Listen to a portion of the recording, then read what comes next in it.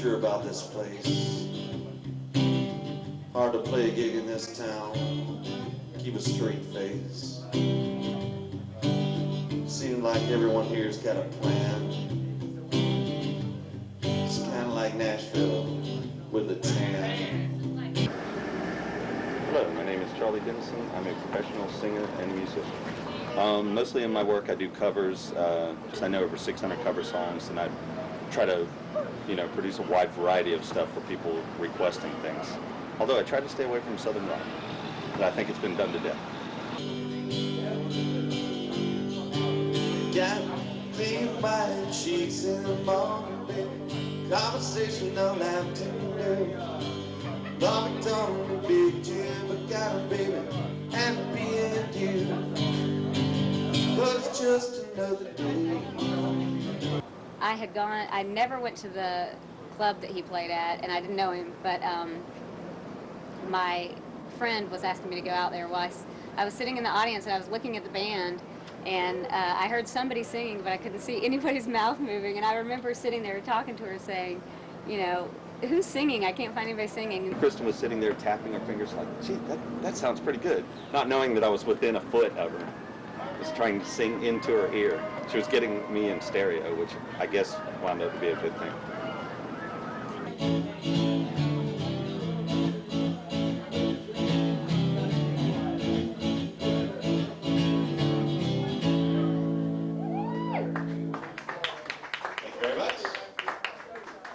One of the hardest things about getting work in the music business was, at least at this level, was making the work go steady enough so that you can sustain a living by doing it. It's far easier for a lot of people to have day jobs, part-time jobs that they supplement music with. So the hardest thing was to make it steady work, to find gigs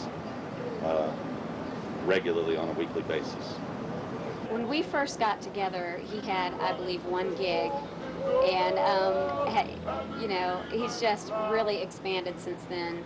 He's gotten very good about, finding gigs and trying to go a little further than just our hometown. The biggest problem with audience perception that I had originally was that I played keyboards in several bands, and so nobody could think of me in terms of playing solo or playing guitar or any other instrument. I encountered that as like almost a prejudice, as if people hear with their eyes, I've been told. And so people have this perception of you doing one thing, because they've seen you do that, and so they can't conceive of you in other terms. Doing a different format of music, different instruments. There are a lot of gigs where, he's pretty good, he's really good about talking back and forth with the audience and making jokes and things, and it's always kind of fun. I can hear the jokes a million times, and they're still funny because they're fresh and new to that particular audience. I like to watch that. I think that he's really grown as not just a musician, but a performer, and just getting the audience going with him and everything. In fact, he's almost a comedian sometimes, so it's kind of nice. It's mainly fun. For me, the entertainment is actually the audience. So I like to watch what the audience does and get them joking around and get them kind of laughing and everything. That, for me, is the show. Me singing songs like, a jukebox could do that. It's mainly that they're entertaining me, and so whenever I can get people participating, then yeah, that's a high. And that's always nice. Far be it from me to interfere with the witness protection program. Just making chit chat.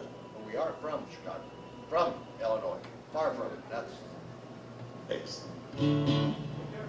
That's a long drive back just for some live music.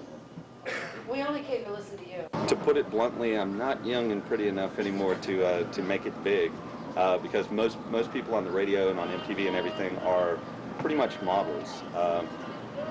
And I don't want to be too cynical about that, because music can be a product as well as an art, but it's not my cup of tea. Eventually I'll probably release CDs if people want me to, and write more stuff. But again, it's if people want me to, not out of some desire to make it big. I'm very happy just making a living.